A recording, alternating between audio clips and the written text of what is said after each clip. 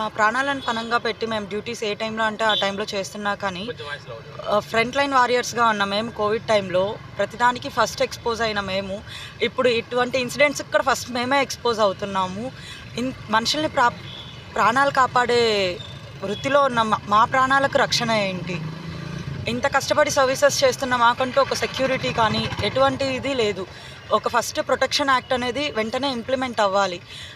కోల్కతాలో జరిగిన ఇన్సిడెంటే కాకుండా నిన్న కర్నూలులో డాక్టర్స్ మీద కూడా మళ్ళీ ఇంకొక ఇన్సిడెంట్ స్టార్ట్ అయింది.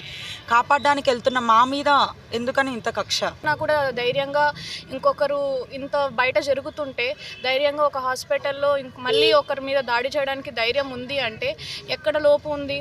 పనిష్మెంట్లో లోపు ఉంది. భయం రావట్లేదు. ఒకరిని ఏమన్నా అనాలన్నా ఒక డాక్టర్ని ఇప్పుడు ఒక డాక్టరే ఒక పేషెంట్ మీద ఏదైనా తెలియకుండా ఏదైనా చిన్న తప్పు చేస్తే ఆ డాక్టర్కి ఎంత చెడ్డ పేరు వస్తుంది, ఎంత వాదిస్తున్నారు, ఎంత పెద్ద పోరాటం చేస్తారు జనాలు.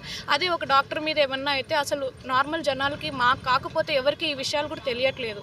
ఇది ప్రజలకి, ప్రభుత్వాలకి, అందరికీ. ఎందుకంటే మేము డాక్టర్ ప్రొఫెషన్ అయ్యుండొచ్చు, కానీ మహిళలు మా ప్రొఫెషన్ కాకుండా ఏ ప్రొఫెషన్లో ఉన్నా అక్కడ వాళ్ళకి డ్యూటీ టైంలో ఎక్కడ వర్క్ చేస్తున్నా వర్క్ ప్లేస్లో సేఫ్టీ అనేది ప్రతి మహిళకి important. Implementation of central protection act within a dead line, time line health minister చెప్పే, కానీ it should be happen within a month. ఒక డేట్ ఇవ్వాలి మనకి, అది ఖచ్చితంగా ఉండాలి. ఎవరు డాక్టర్ మీద చేయి పెట్టకూడదు. డాక్టర్ నితిన్. మీడియా మిత్రులకు నమస్కారం. ఈరోజు స్థానికంగా అనంతపురం నగరంలో ఉన్నటువంటి ప్రభుత్వ జనరల్ ఆసుపత్రిలో మెడికల్ కాలేజీ విద్యార్థులు చేస్తున్నటువంటి దీక్షకు ఈరోజు సంఘీభావంగా అఖిల భారతీయ విద్యార్థి పరిషత్ సంఘీభావం తెలపడం జరిగింది.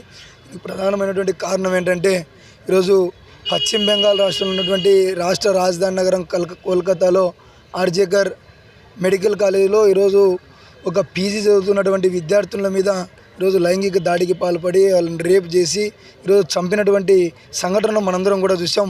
ఈరోజు అనేకమైనటువంటి ప్రభుత్వాలు వస్తున్నాయి, పోతున్నాయి, కానీ విద్యార్థులకు సంబంధించి మాత్రం రక్షణ కూడా కరువైంది. ఈరోజు ఈ యొక్క కోల్కతాలోనే కాదు, ఈరోజు మనకు పక్కన ఉన్నటువంటి కర్నూలులో జరిగింది. మనకు పక్కన ఉన్నటువంటి గుంతకల్ పద్మావతి నర్సింగ్ కాలేజీలో కూడా ఈరోజు మహిళల పట్ల ఏదైనటువంటి సంఘటనలు మనం చూస్తున్నాం. కాబట్టి ఇటువంటి సంఘటనని కూడా తక్షణమే ఈ యొక్క ప్రభుత్వాలు వీటన్నిటి కూడా కట్టడి చేసి దోషులను కఠినంగా శిక్షించాలని ఏబీవీపీ డిమాండ్ చేస్తున్నాం.